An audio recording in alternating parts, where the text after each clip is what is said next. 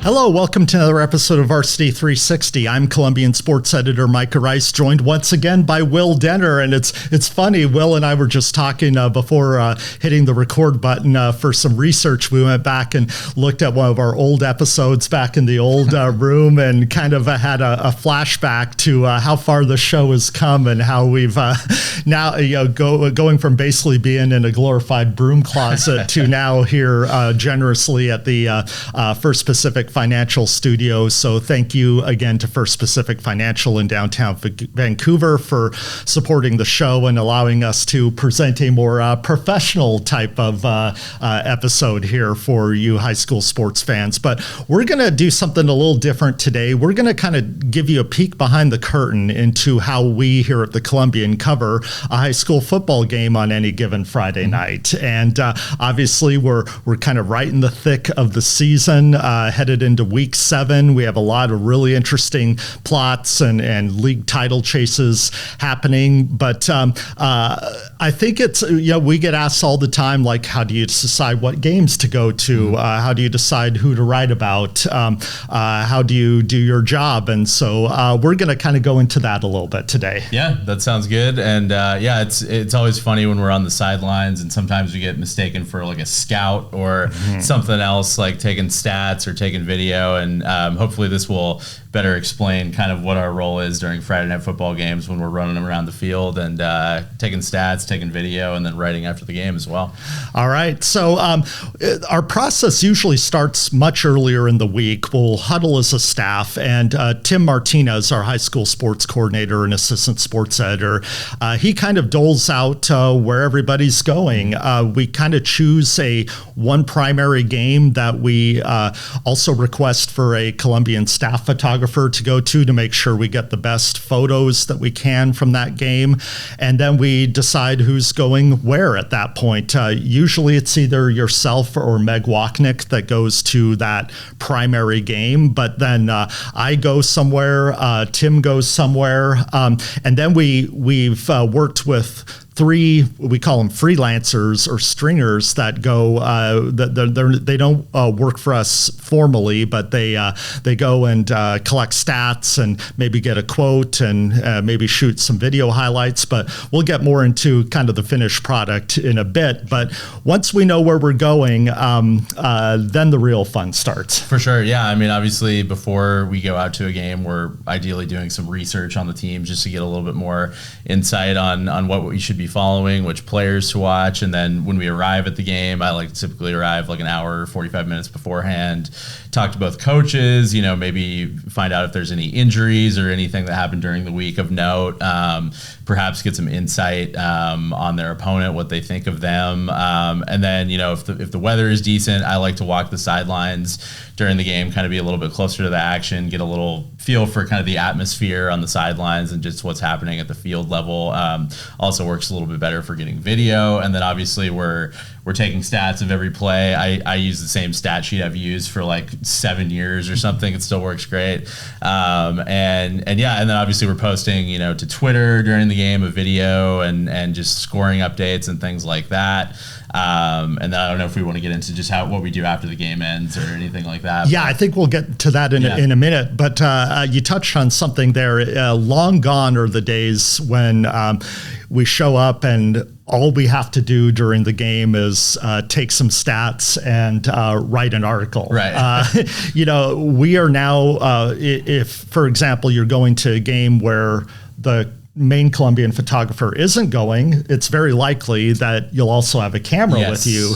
And so we've had to learn kind of on the fly. I mean, 25 years ago when I first broke into the business, you would never expect one of us ink-stained reporters to have to handle photography, but that's kind of one of the big changes in the industry. So you might see us with a camera. You might see us with our phone also, because we're trying to get video of every play that is significant in the game. Right. And sometimes that can be a little bit of luck involved, because I can't tell you how many times I've been, looking at 1st and 10, the end zone is 80 yards away, and There's a deep pass. Oh, catch it. Oh, there's that touchdown that I did not get on video. So I try to get most of the plays on for video. sure. Yeah, we grapple with that all the time, and I mean, obviously you can kind of predict it as they get closer to the goal line and things like that, but you're never going to get it all, obviously, and try to get at least a good photo, if not a video. Sometimes we do, sometimes we don't. We're still learning, obviously, with the camera, but yeah, that's a tricky balance sometimes, and particularly taking stats with photos as well is always an interesting kind of challenge. Right. So every play, you're making sure you get the number of who carried the ball. Right. You get the down and distance. You get the yardage, and so you keep those stats as the game is going. You take those videos so that afterwards you can make a highlight video. Usually, if I'm having a good day with the video, I'll get all the scoring plays and a few significant, maybe a defensive play or two, and get about a 2-minute highlight video. But then after the game, this is another thing that's really changed in kind of how we do our job. It used to be where the game would end, we'd go and have our notepad or our tape recorder, talk to the coach, maybe talk to a player or two, and use those observations and those quotes in an article. Well, that's not how I think a lot of people, especially right after the game, want to digest the information. So now what I'll do after a game, I'll go, if it's two local teams, I'll go the winning team, and I'll try to get two players. You know, sometimes it's one, sometimes it's more, but I usually get two players, and I'll ask them about, a minute and a half or 2 minutes worth of questions, and then I'll get that up on Instagram right away, because we found, it's not long after a game is over that you can tell when kids, they get their phones, and then they're looking to, if there's something about the game that just ended, especially if it's a thrilling win, you see some really good traffic on those post-game interviews. Yeah, absolutely. And I think the video interviews are kind of a good kind of peek behind the curtain sometimes of like the types of questions we ask. And then, sometimes you'll have like a kid run up in the background. Like there was an offensive lineman last week that ran up behind Seton Catholic's Colton Gesser, and he was like, best quarterback in the league. And, just kind of funny moments like that you obviously can't capture always quite as well in just text. But so the video interviews are obviously an important part of what we do, and picking the players is always kind of interesting. Like you obviously, want to maybe focus on somebody who had a big game stat wise or something like that. Sometimes I think if it's a team where maybe we've written a lot about before, I kind of like to try and find somebody new and just, kind of get a new perspective from somebody we haven't heard from before. But yeah, it's always kind of a mad scramble after the game ends to get all that too. It's golden when you find the witty, well-spoken linemen. Absolutely. That they can be some of the best. The linemen can be some of the best people to talk to, just because they kind of have a lot of personality. I too think these after-game interviews are important for a different reason, and especially with football. I get the feeling that when you watch a football game, you're, especially from the stands, you're a little bit removed. You're watching people with all their armor on, and so when you can get a player talking after the game, I think that's when you really get a sense of what type of personality he has. Yeah, that's a great point. And I think that it gives you a little bit of insight into, what's this quarterback's leadership style like? Mm-hmm. What's this receiver's, approach to the game? What's this linebacker's intensity and mentality like, especially if they play for a defense that tends to be really dominant on that given night? Absolutely. Yeah. And then I think, it kind of also gives a peek into just like, what maybe happened leading up to the game. Like, have there been any like challenges that they've had to work through, or, what happened, I guess, at the week leading up to practice, anything like that. I like to kind of just try and put into a bigger context on a game, obviously, and kind of, ask some bigger picture questions as well. So yeah. Yes, definitely present the broader context. But when the game is over, is our job done? Not even close. Where the game might end if it's a 7 o'clock kickoff. It'll usually end between 9:30 and 10, and then we're head back to the office. First thing I do when I go back to the office is I type up all those stats so I have a real clear picture about who did what. I will listen to my quotes that I got and put those in, and then I'll start writing. And the writing process for me can take anywhere from 45 minutes to an hour for a normal article. And I'll try to get that up at least before people go to bed. So if the game ends at 10 and I'm back to the office by 10:30, I try to have something up by 11:30. Yeah. And then I start editing video. Right. And then I start inputting the stats into our database. And then I start going on email or looking online to track down information from games that we didn't have.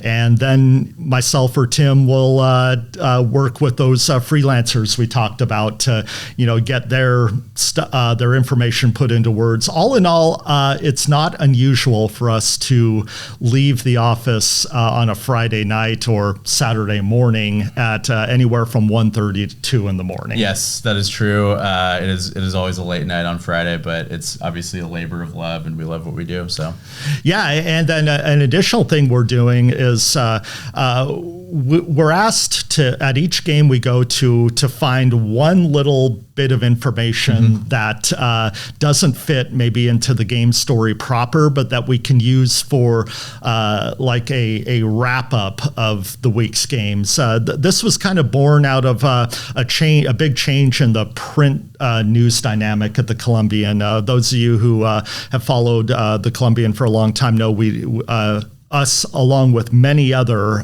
print newspapers, we don't publish a print edition 7 days a week. That kind of is a model that has gone by the wayside. We publish a print edition 5 days a week.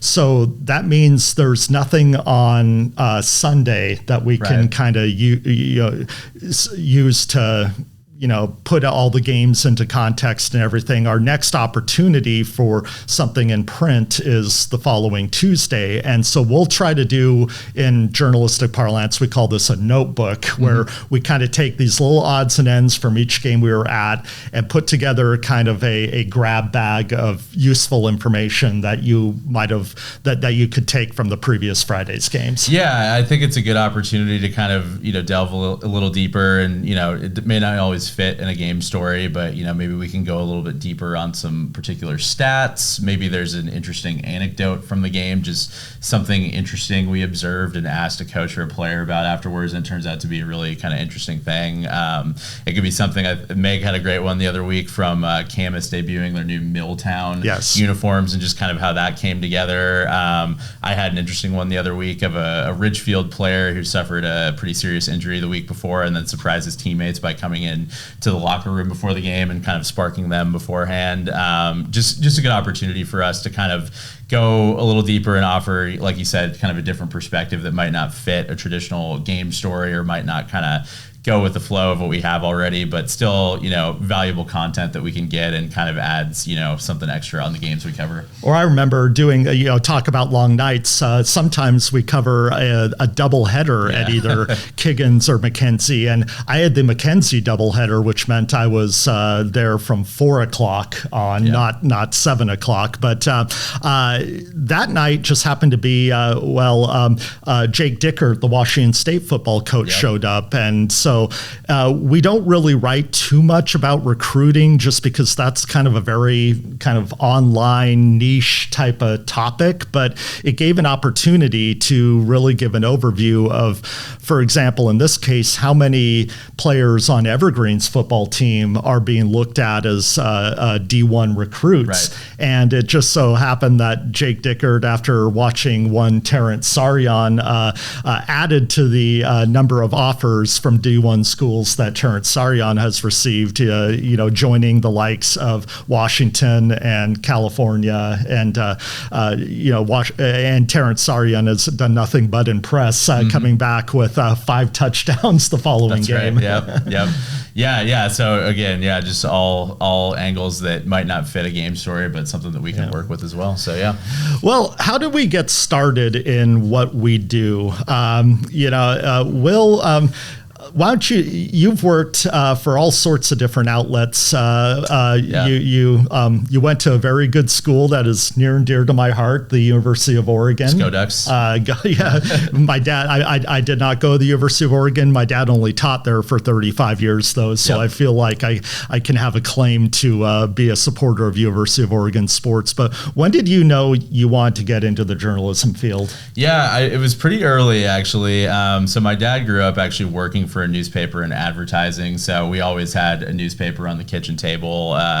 Growing up, and I would read the sports section in the morning, and I always loved to write, whether it was just creatively and obviously I grew up loving sports as well. So it was just kind of a natural combination, as it is for many. But in high school, it was really the first time that I actually got to experience it firsthand. I did something for the Oregonian. They had in those days something called community reporters, which were basically like, high school students who would go to games, and it was pretty rudimentary stuff. Just take like a scoring summary of the game and then write a few graphs on deadline. And if it made the print newspaper, I think you got like $25. And if it was online only, you got $15. But it was kind of, a little bit of experience of working on deadline and just kind of the thrill of like trying to take, accurate information and kind of people relying on you for that. And I just loved it from the start. I ended up majoring in journalism at University of Oregon, worked for the student newspaper, the Daily Emerald, and then that kind of led to, internships and my first job. So, yeah.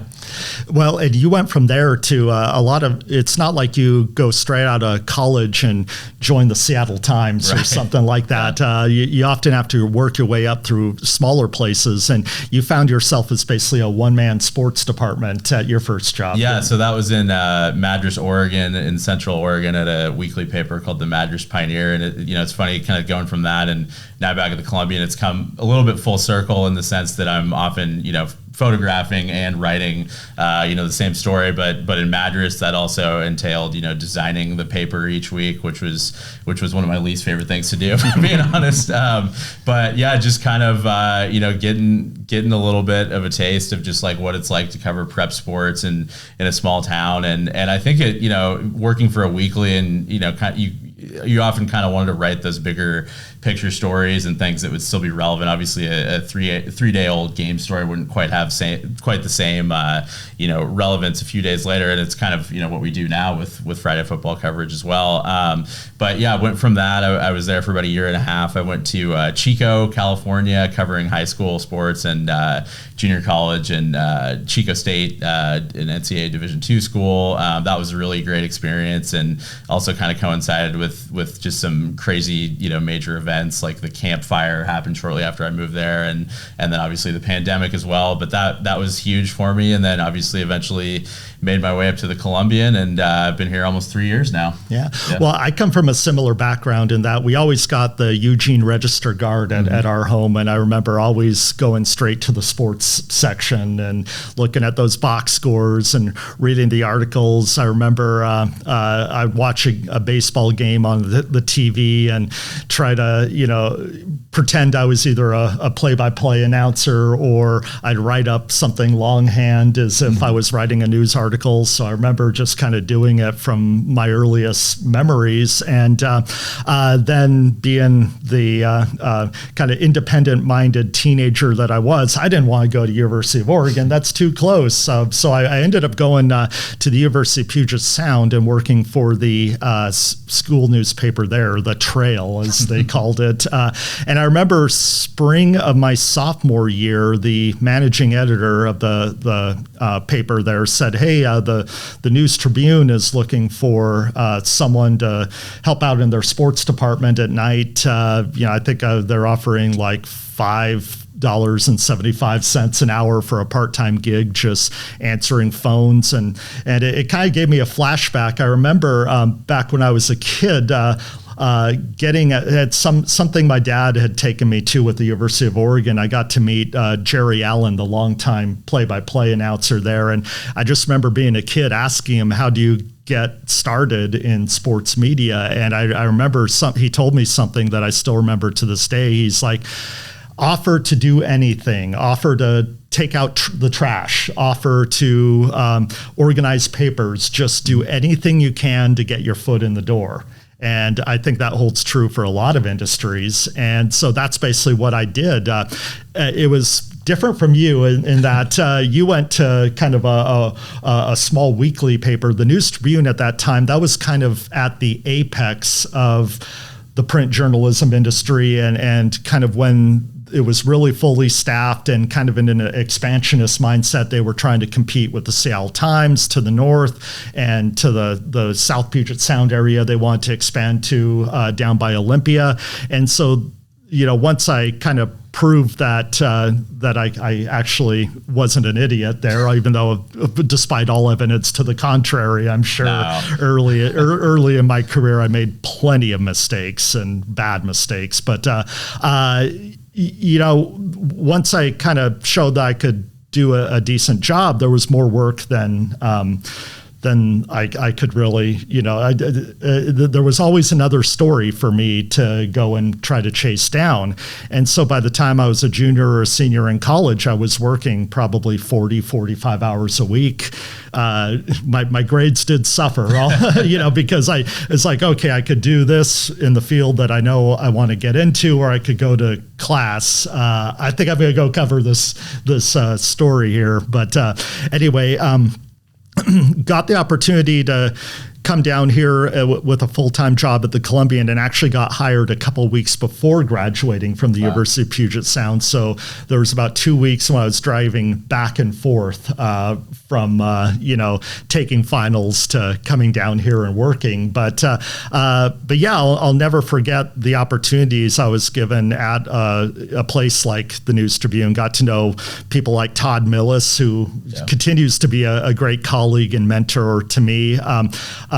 Got to cover the British Open. I did a study abroad over the summer of my junior year, and that happened to be the year that the PGA Championship was coming to Sahalee outside of Seattle, and the News Tribune really wanted to go hard on their golf coverage. So it's like the boss said, hey, if you're going to be over in England, why don't I get you a credential and you can go up and cover the British Open? And to show you how, I was like, well, I'm not going to have a computer with me. And I think my boss was like, oh, don't make this difficult. But to show you kind of how far things have come, the way I reported from that tournament back to Tacoma was I wrote my article longhand on a piece of paper and faxed it back to the office in Tacoma, where it might have been Todd Millis or someone else, then had to type it into the computer. So we've come a long way since then, but still, you don't get paid a lot of money in this industry, but you get to have a lot of experiences and memories. And certainly covering the Super Bowl the last time the Seahawks made it was a very memorable experience, but it's something I wouldn't trade for anything. For sure. Yeah. I remember some early times too, even at the student newspaper. One of my favorite events to this day to cover was the NCAA Men's Golf Championship when it was held at Eugene Country Club, and, seeing future stars like John Rahm and Colin Morikawa, and obviously Aaron Wise, the Oregon player at the time, won the individual championship, and Oregon won the team championship, and some great University of Oregon football and basketball teams at that time as well, and even in Chico, getting to cover Chris Wondolowski, the MLS soccer great who went to Chico State in his final year. It's a job that gives you a lot of just unique and interesting opportunities. I remember, during the pandemic, got an opportunity to interview California Governor Gavin Newsom. Just really kind of interesting things like that you cherish for a long time in this industry. But I think, especially at this point in my career, I just really value the sort of the purpose of what we do in covering local sports. Yep. And you say, well, don't you always want to go bigger and better? If, why not, try to, work your way up to covering, say, a pro team or a major college team. And I think it was during the Super Bowl where I really saw that, if you're just one of like 30 people sticking your arm out trying to get the same thing. And certainly there are people who do an amazing job covering that and are great at breaking stories and are really talented writers. But I think it was during that experience that I realized that's really not for me. I think what I enjoy most about what we do here at the Columbian is being able to tell the stories of people whose stories might not otherwise get told, and be able to go out and get to know these people who are in our community. You get to know the parents, you get to know the coaches, you get to know the assistants, and then you get to see some of these kids that we cover go on and become stars in college, or maybe just become coaches themselves. And I think my favorite event that I've ever been involved in sports journalism has to have been our year-end awards ceremony at the end of last year, where we had a sellout crowd at the Kiggins Theater. We had Kara Winger, the 5-time Olympian, that was our keynote speaker. You know, someone who is a perfect example of someone who came from a local school, Skyview, and ascended to the top of her field, and just had a wonderful message, and just the energy and camaraderie in that room. I was like, this is really what we're trying to tap into in what we do in covering high school sports. Yeah, I mean, I think the community engagement in this job is a key part of it, but you know, that was an eye-opening experience to me as well. I mean, I think you kind of see it in the day-to-day of, you know,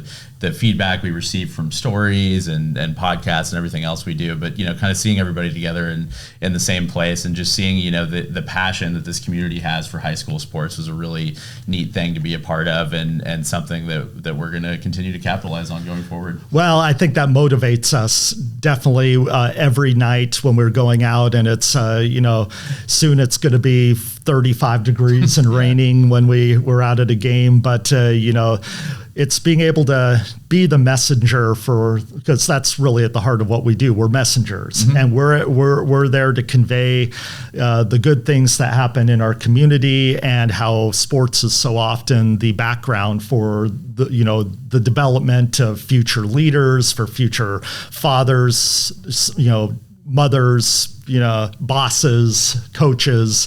And so I think that's what makes us so passionate about what we do. Yeah, and I think, you know, obviously the business has changed a lot, as we've kind of already laid out, and things have evolved. But I think we've done a good job of kind of trying to find new avenues to reaching people. Well, thank you for continuing to tune in, for continuing to support the show.